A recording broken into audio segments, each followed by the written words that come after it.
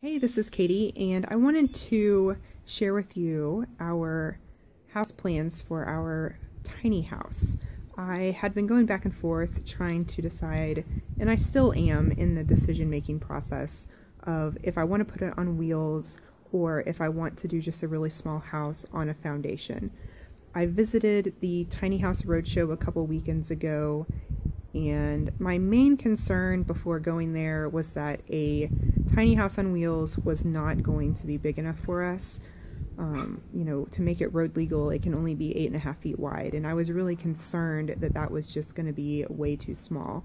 But after visiting the houses, I don't think that it is at all, especially if the space is designed well. There are also benefits of doing it on a permanent foundation, and I was just weighing those back and forth. I did get in touch with our local codes office for the county that I'm wanting to build it in, and I'm not necessarily happy with all the codes that I would have to meet if I do put it on a foundation. I want to do it as inexpensively as possible. I want to have a composting toilet. I want to be as sustainable as possible. Go off grid a little bit, and doing a foundation, I'm probably not going to get to do everything that I want to, so putting it on wheels might be my best option. So what I did is I drew up a plan for a tiny house on wheels. I put it on a 24-foot trailer. I kind of think that that's the minimum size that I need for my family. If I find a bigger trailer, that would be great, and I will just make it a little bit bigger, but cost is a major factor.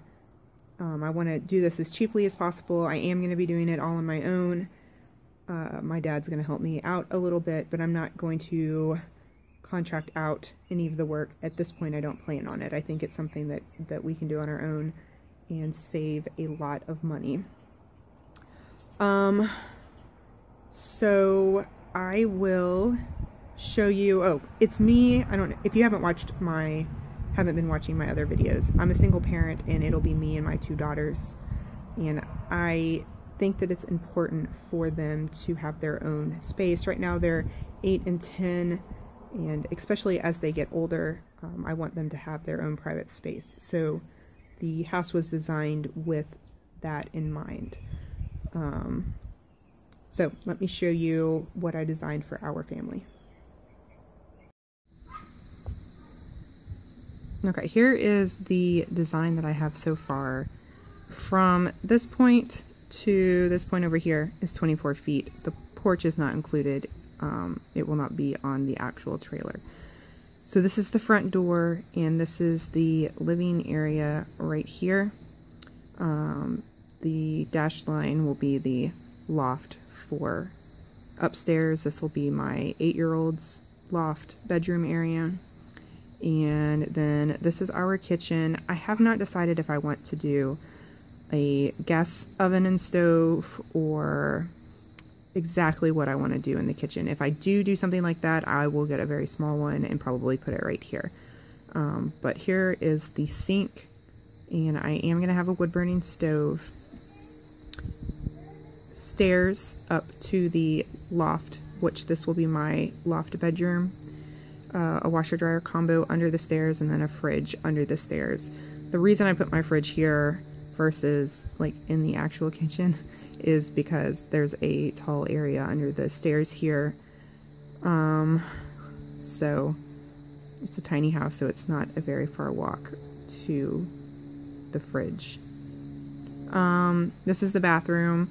This I wanted to do like a trough tub shower thing, and build up a wall around it. Composting toilet and a very small sink like the ones that they have at IKEA. Bedroom number 3 will be my older daughter's bedroom. If I get a bigger trailer, I will extend her bedroom out a little bit, but the idea here is to put a Murphy bed this way where it can fold up against this wall.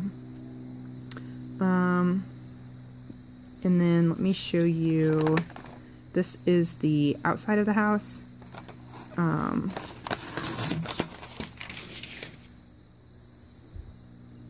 So this is the front of it. This would be a glass door, and then the ceiling height for this right here would be 6.5 feet to the bottom of the loft.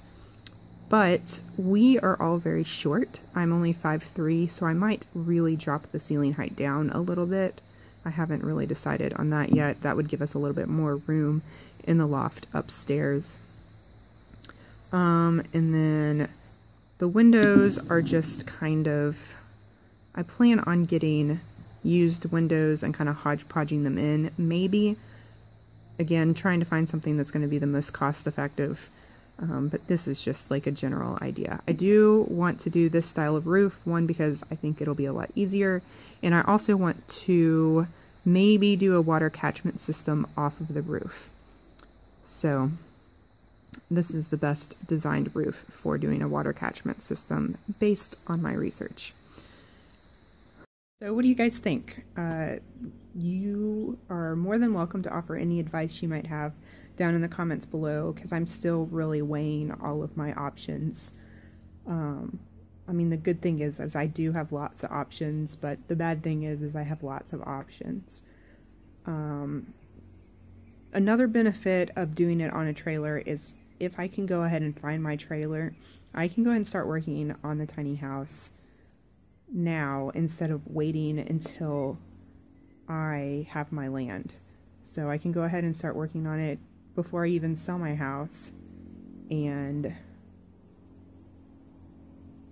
have a place to go in between selling my house and building my new house. So there's just a lot of factors to weigh in there, and I'm kind of anxious to get started on the building process. So I don't know, it's just lots of things to consider. I do think the biggest thing for me now is I do think that we can function well in this size of a space.